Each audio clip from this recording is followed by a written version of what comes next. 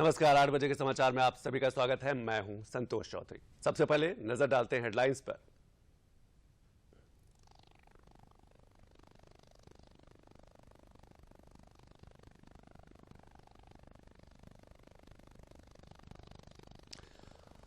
और प्रदेश में police commissionerate प्रणाली का दायरा बढ़ा। 3 और जिले आगरा, गाजियाबाद और प्रयागराज में लागू होगी यह प्रणाली। कानून व्यवस्था में और सुधार आने की उम्मीद।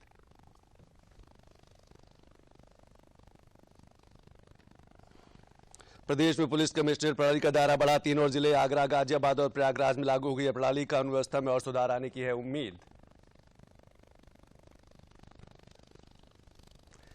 काशी तमिल संगम में शैक्षिक सत्र का आयोजन। वक्ताओं ने काशी और तमिलनाडु के बीच ऐतिहासिक संबंधों पर की चर्चा। तमिलनाडु के पुडुचेरी की राज्यपाल सौदराजन ने आयोजन को बताया अद्भुत।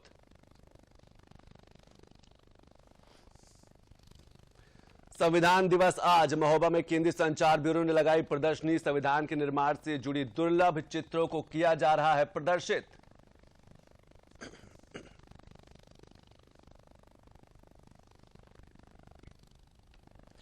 और बदायूं में चूहे को क्रूरता से मारने पर पशु प्रेमी ने दर्ज कराई प्राथमिकी। पुलिस ने पशु क्रूरता अधिनियम के तहत मामला दर्ज कर किया अभियुक्त को गिरफ्तार।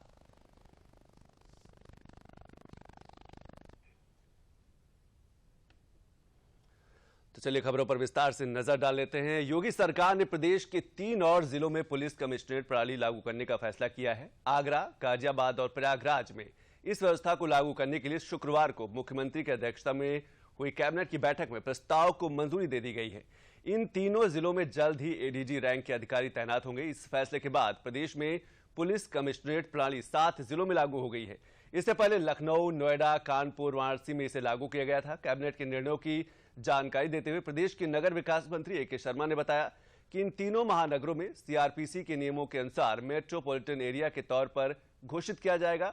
फिर अन्य जिलों की तरह पूरे जिले में कमिश्नरेट प्रणाली लागू हो जाएगी।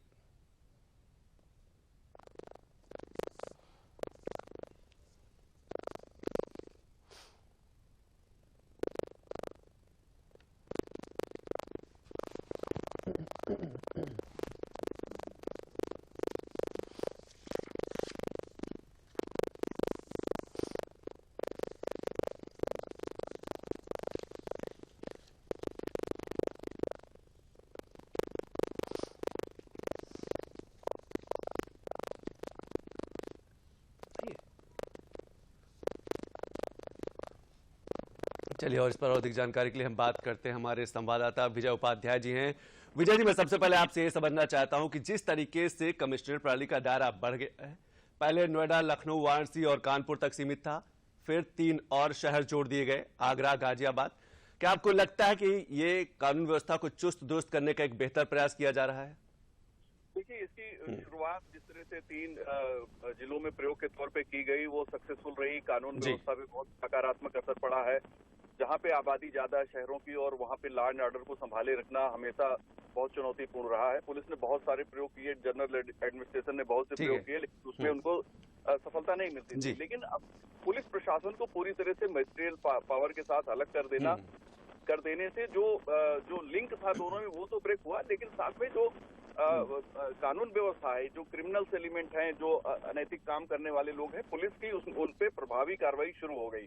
और ये जब शुरू में प्रयोग 3 जिलों में ठीक रहा तो उसका दायरा बढ़ाया गया, बढ़ा दिया गया।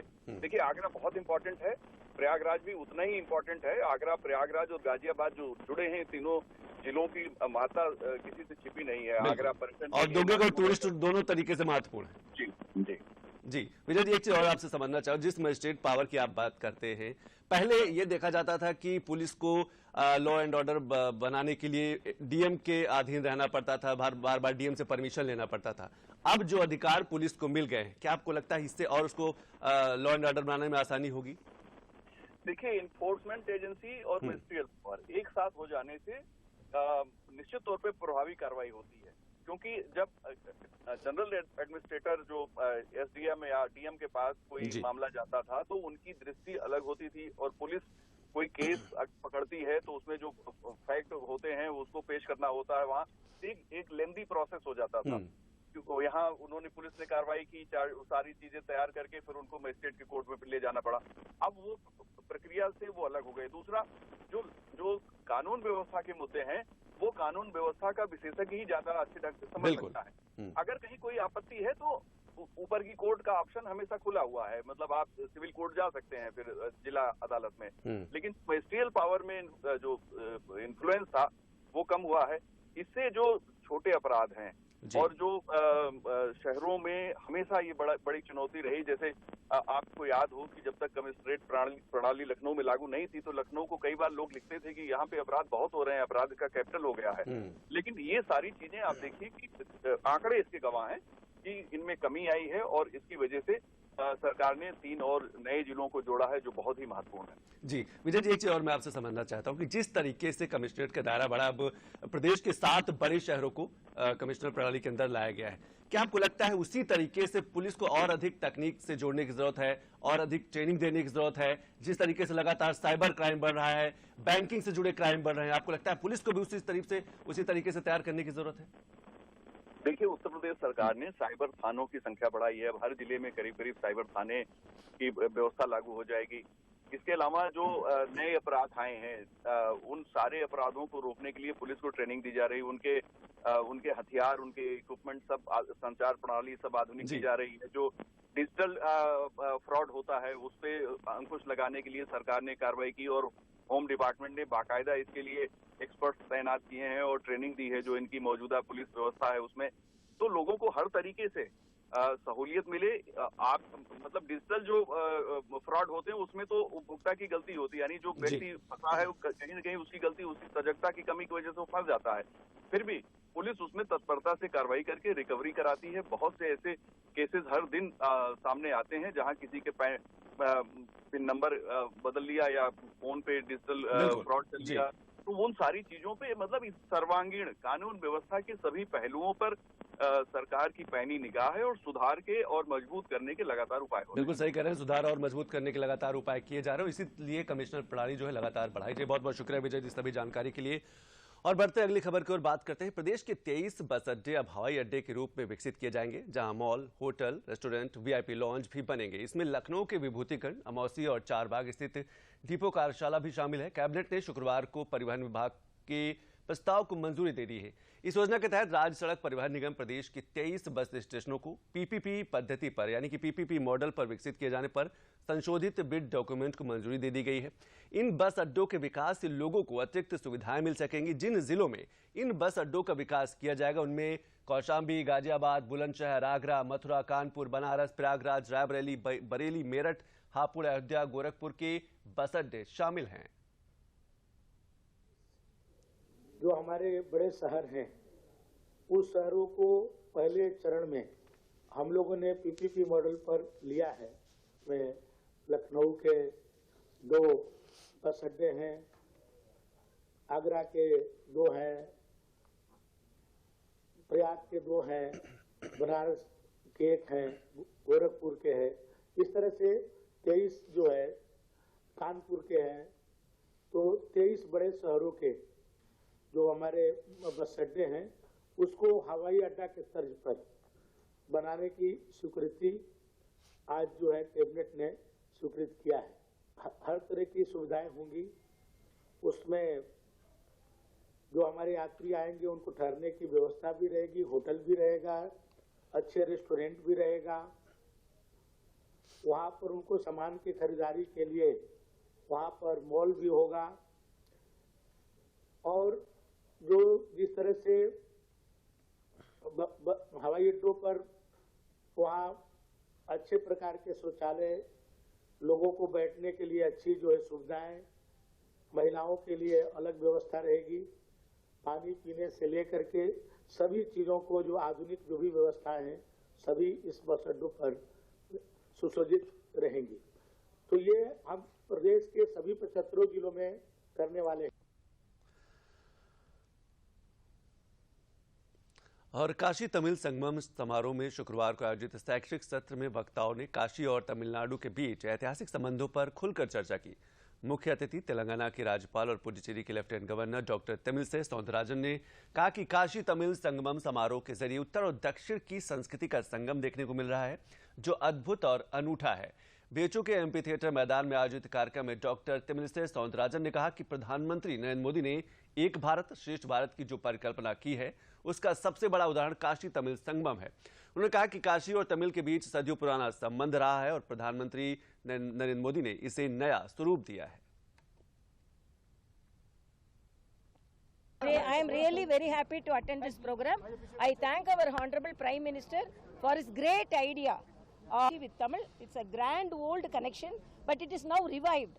And culturally, naturally also, we are all united because we have Tenkasi, Sivagasi, and the phrase itself, Kashi Rameshwaram, and whoever may come for a pilgrimage, the phrase itself says Kashi Rameshwaram, Rameshwaram Kashi. So Tamil and Kashi already united. And Honorable Prime Minister, I am thankful to him because of his initiative. Ganga is so clean, our soul is clean and Ganga is clean, and he dedicates all his prize material and auction that, and he spends for it.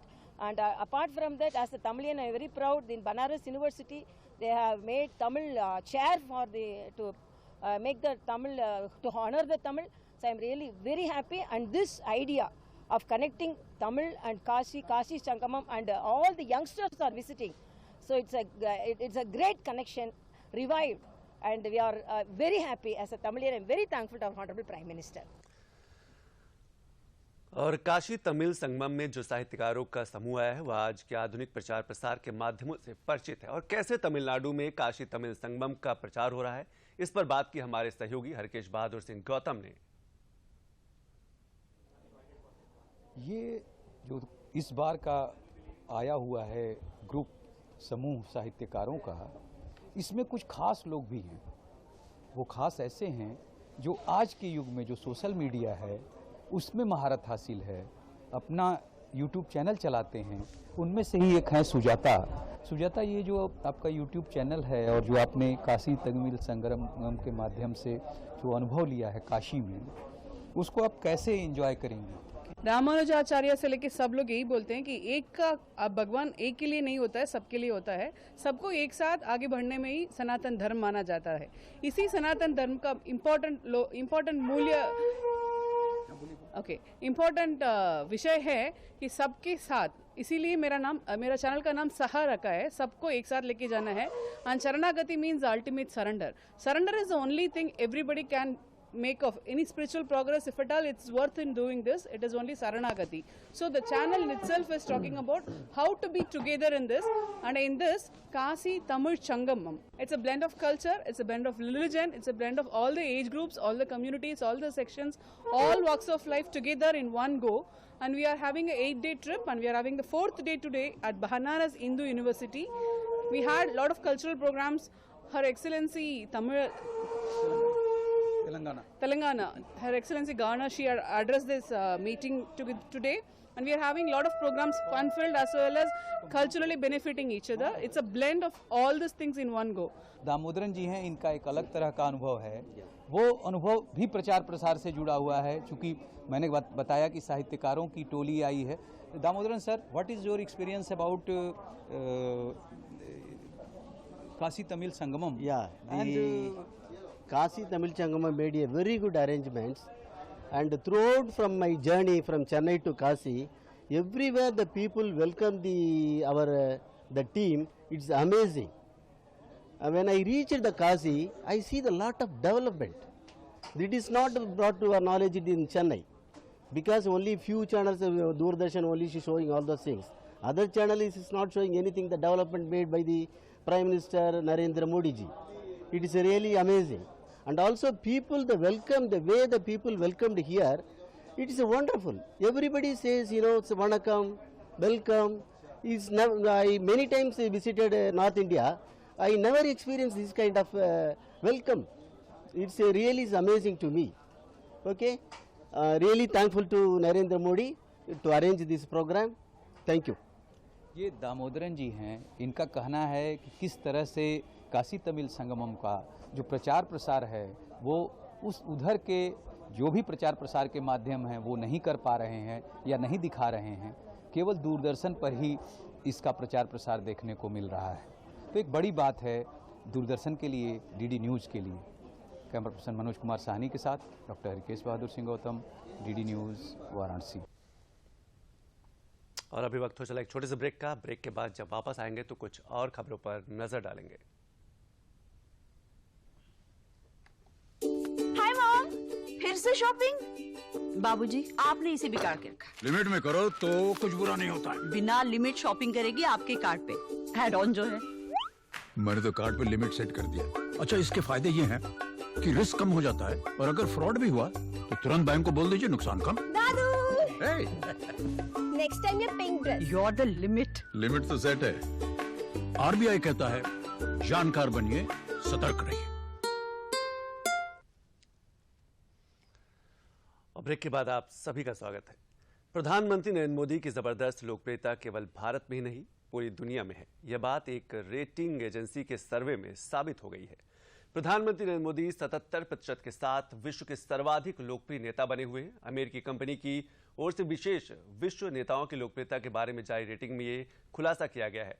Mexico के राष्ट्रपति दूसरे और Australia के प्रधानमंत्री तीसरे सबसे लोकप्रिय नेता करार दिए गए हैं। वहीं गौर करने वाली बात यह है कि इस रेटिंग में अमेरिकी राष्ट्रपति 9वें और ब्रिटेन के प्रधानमंत्री 22वें स्थान पर हैं। नेताओं की लोकप्रियता की यह रेटिंग इस महीने की 16 से 22 तारीख तक के किए गए सर्वेक्षण के नतीजों पर आधारित है।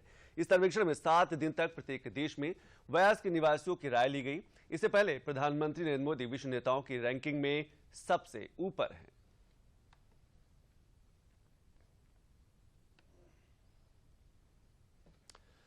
और केंद्रीय संचार ब्यूरो क्षेत्रीय कार्यालय झांसी द्वारा महोबा जिले के चरखारी में आजादी का अमृत महोत्सव और संविधान दिवस संबंधी चित्र प्रदर्शनी का आयोजन किया गया। प्रदर्शनी का शुभारंभ एमएलसी जितेंद्र सिंह सेंगर ने किया। इस दौरान विभिन्न सांस्कृतिक कार्यक्रम, संगोष्ठी और प्रश्नोत्तरी प्रतियोगिता का भी आयोजन किया गया है। सही उत्तर देने वालों को पुरस्कृत भी किया गया। इस चित्र प्रदर्शनी में संविधान के निर्माण के साथ साथ दुर्लभ चित्रों का प्रदर्शन भी किया गया है। बड़ी संख्या में स्कूली छात्र छात्राओं ने इस प्रदर्शनी में हिस्सा लिया है। क्षेत्रीय प्रचार अधिकारी के विवेकानंद राजेश ने बताया कि मंत्रालय द्वारा चित्र प्रदर्शनी और जागरूकता कार्यक्रम का मुख्य उद्देश्य संविधान निर्माण की प्रक्रिया के बारे में लोगों को जागरूक करना और संवैधानिक मूल्यों को मजबूत करना है।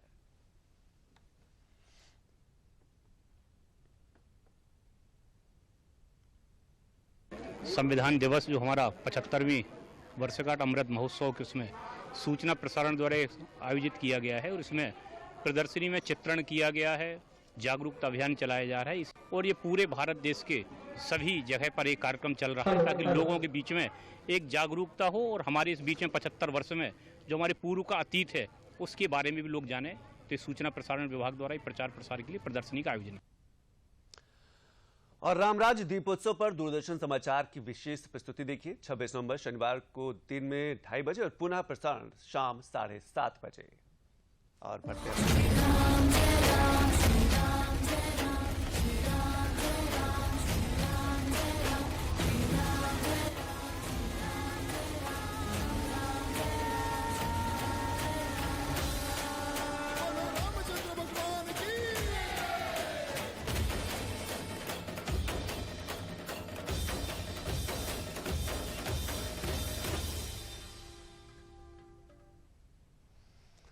और जनपद मुजफ्फरनगर में खतौली विधानसभा सीट पर हो रहे उपचुनाव में प्रचार के लिए प्रदेश के उप मुख्यमंत्री केशव प्रसाद मौर्य गांव बटसू पहुंचे, जहां उन्होंने भाजपा प्रत्याशी राजकुमार सैनी के पक्ष में एक जनसभा को संबोधित किया। उप मुख्यमंत्री केशव प्रसाद मौर्य ने विपक्ष को निशाना साधते हुए कहा कि 2014 से देश में प्रधानमंत्री नरेंद्र मोदी के नेतृत्व वाली सरकार जनहित के कार्य कर रही। वहीं पिछले 5.5 साल से उत्तर प्रदेश में मुख्यमंत्री योगी आदित्यनाथ के नेतृत्व में अपराधियों का सफाया हो रहा है। उन्होंने खतौली की जनता से अपील करते हुए कहा कि भारतीय जनता पार्टी प्रत्याशी राजकुमार सैनी को ज्यादा से ज्यादा वोट देकर विजयी बनाएं।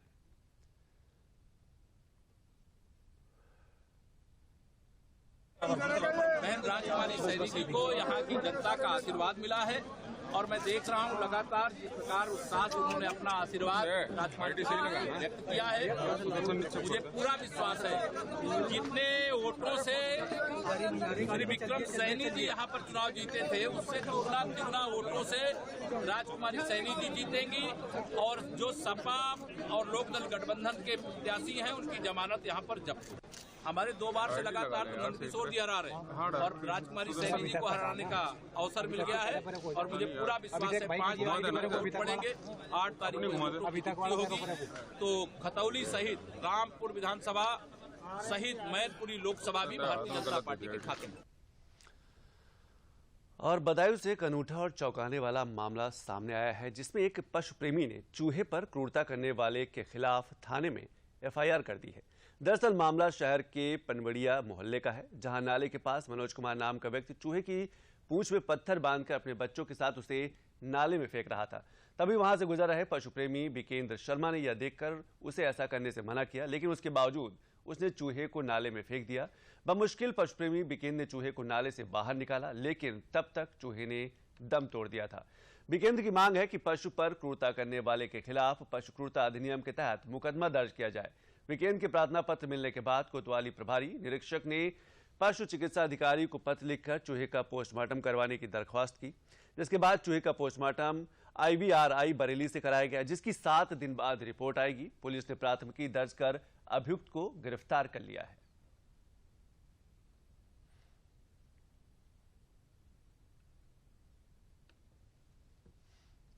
दोपहर 2:45 बजे की करीब बात थी। रास्ते में जब मैं वहां से आ रहा था तो मैंने देखा एक आदमी एक चूहे की पूंछ में बड़ा सा पत्थर बांध के उसको नाले में डुबो रहा था बार बार।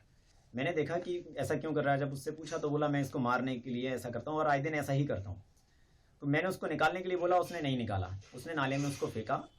तुरंत मैंने उसको बचाने की वजह से नाले में घुस के निकालने की कोशिश भी की, निकाला, लेकिन थोड़ी देर में चूहा मर गया। इसकी सूचना मैंने कोतवाली पुलिस को दी। कोतवाली पुलिस ने करीब 2 घंटे के बाद, मेरी सूचना के 2 घंटे के बाद एक लेटर जारी किया उसके PM के लिए, जो कल यहाँ PM नहीं हो पाया। आज पशु चिकित्सालय ने सीधे बरेली के लिए रेफर कर दिया, जहाँ हम उसकी बॉडी को लेकर गए और आज IVRI ने उसको एक्सेप्ट किया और बोला कि 7 दिन के अंदर इसकी रिपोर्ट आएगी, वो हम पुलिस स्टेशन भेज देंगे आपके भाई को। और वाराणसी में आयोजित काशी तमिल संगमम पर दूरदर्शन समाचार की विशेष प्रस्तुति देखिए। 27 नवंबर रविवार को दिन में 2:30 बजे और पुनः प्रसारण शाम 7:30 बजे देख सकते हैं।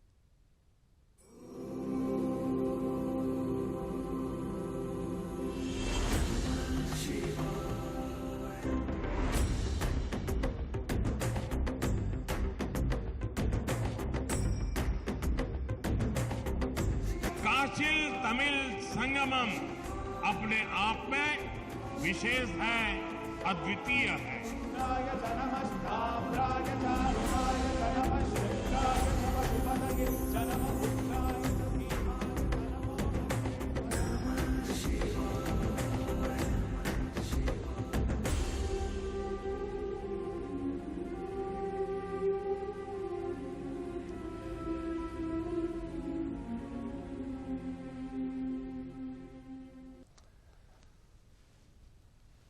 तो सरकार की कोशिश इतिहास के पन्नों में गुम उन नायकों की कहानियां सामने लाने की है, जिनके बारे में देश को ज्यादा जानकारी नहीं है। इस कड़ी में अहोम साम्राज्य के महान योद्धा लजित बरफुकन मुगलों को शिकस्त देने वाले पूर्वोत्तर के महान योद्धा थे। प्रधानमंत्री नरेंद्र मोदी ने लजित बरफुकन की 400वीं जयंती के मौके पर कहा कि भारत का इतिहास सिर्फ गुलामी का इतिहास नहीं है, भारत का इतिहास योद्धाओं का इतिहास है, विजय का इतिहास है। को था मुगल विजयी वीर इतिहास है लिखा।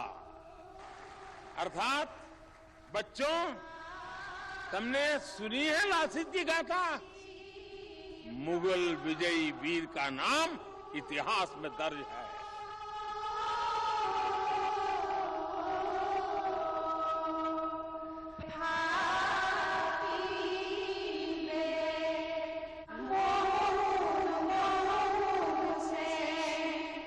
अहोम साम्राज्य के महान योद्धा थे लचित बरफुकन, जिन्होंने साल 1671 में मुगल सेना के खिलाफ सराय घाट की निर्णायक लड़ाई लड़ी। भारत के उसी महान सपूत की 400वीं जयंती वर्ष के अवसर पर प्रधानमंत्री ने एक प्रदर्शनी का अवलोकन किया। प्रधानमंत्री ने कहा कि दुनिया ने न जाने कितनी ही मानव सभ्यताओं को बनते और बिगड़ते देखा है, लेकिन भारत की सभ्यता में अमरत्व है और इसके महान सपूत अमर हैं। इतिहास में भारतीय वीर और बलिदान को उचित स्थान नहीं दिए जाने को प्रधानमंत्री ने दुर्भाग्य करार दिया और कहा कि गुलामी के कालखंड में रचा गया इतिहास ही दशकों तक पढ़ाया गया और बताया गया। भारत का इतिहास सिर्फ गुलामी का इतिहास नहीं है, भारत का इतिहास योद्धाओं का इतिहास है, विजय का इतिहास है। भारत का इतिहास अत्याचारियों के विरुद्ध अभूतपूर्व शौर्य और पराक्रम दिखाने का इतिहास है। भारत का इतिहास जय का है, भारत का इतिहास जंग का है, भारत का इतिहास त्याग का है, तप का है, भारत का इतिहास वीरता का है, बलिदान का है, महान परंपरा का है। लेकिन दुर्भाग्य से हमें आजादी के बाद भी वही इतिहास पढ़ाया जाता रहा जो गुलामी के कालखंड में साजिशन रचा गया था। 24 नवंबर साल 1622 को लचित बरफुकन का जन्म अहोम साम्राज्य के 10वें राजा प्रताप सिन्हा के प्रधान सेनापति मोमाई तामोली बोर बरुआ के घर हुआ था। साल 1667 में राजा चक्रध्वज सिंह ने लचित बरफुकन को अपना प्रधान सेनापति बनाया था। इसके बाद बरफुकन ने औरंगजेब की मुगल सेना के खिलाफ लोगों को संगठित किया, उनमें आत्मगौरव का भाव भरा और 1671 में सरायघाट की जंग में मुगल सेना को करारी शिकस्त दी। अगर कोई तलवार के जोर से हमें झुकाना चाहता है, हमारी शाश्वत पहचान को बदलना चाहता है, तो हमें उसका जवाब देना भी आता है। अपनी पूरी ताकत झोंककर मुगलों ने गुवाहाटी पर कब्जा कर लिया था, लेकिन फिर एक बार लासित बोरफुकन जैसे योद्धा आए और अत्याचारी मुगल सल्तनत के हाथ से गुवाहाटी को आजाद करवा लिया। औरंगजेब ने हार की उस कालिक को मिटाने की हर मुमकिन कोशिश की, लेकिन वो हमेशा हमेशा असफल ही रहा। वीर लचित बरफुकन की 400वीं जयंती के समापन समारोह पर प्रधानमंत्री ने देश के महान सपूत को श्रद्धा सुमन अर्पित किए। साथ ही देश की कई भाषाओं में रचित बरफुकन के शौर्य गाथा का भी विमोचन किया। प्रधानमंत्री ने आश्वस्त किया कि देश के महान सपूतों के बलिदान से ऊर्जा लेकर नया भारत सही इतिहास की जानकारी के साथ भविष्य का निर्माण कर रहा है और नए भारत में सिर्फ एक ही भावना प्रबल है और वो है राष्ट्र प्रथम।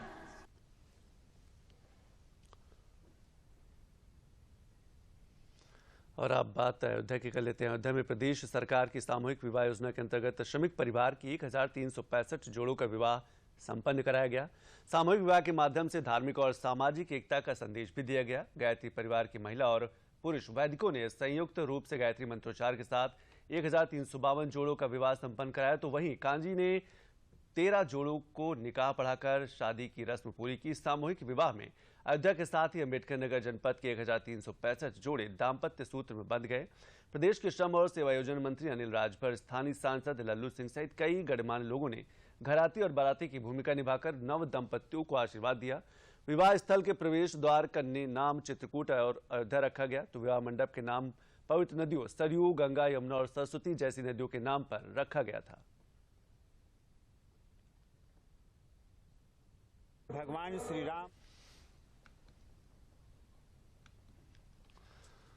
और अंत में मुख्य समाचारों पर एक बार फिर से नजर डाल लेते हैं। प्रदेश में पुलिस कमिश्नरेट प्रणाली का दायरा बढ़ा। 3 और जिले आगरा, गाजियाबाद और प्रयागराज में लागू होगी यह प्रणाली। कानून व्यवस्था में और सुधार आने की उम्मीद।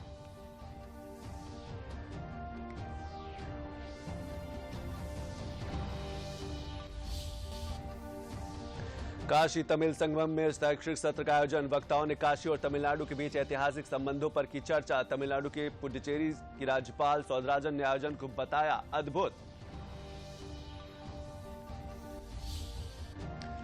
संविधान दिवस आज। महोबा में केंद्रीय संचार ब्यूरो ने लगाई प्रदर्शनी। संविधान के निर्माण से जुड़ी दुर्लभ चित्रों को किया जा रहा है प्रदर्शित।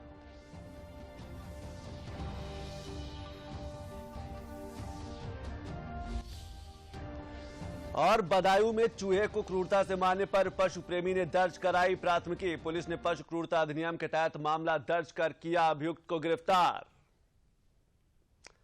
तो खबरों में अभी बस इतना ही। नमस्कार।